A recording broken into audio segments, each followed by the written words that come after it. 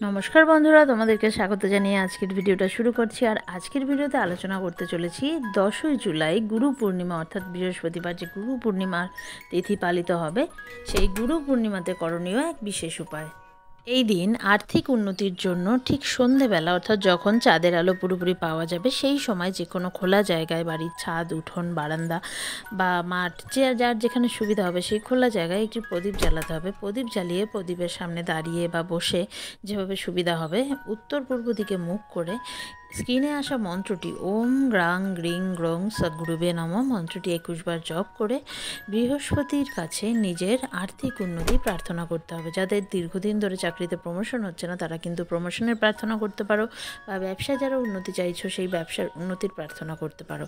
সব মিলিয়ে এই উপাচারের মাধ্যমে কিন্তু মন থেকে যদি করতে পারো, অবশ্যই কিন্তু আর্থিক উন্নতি হবে।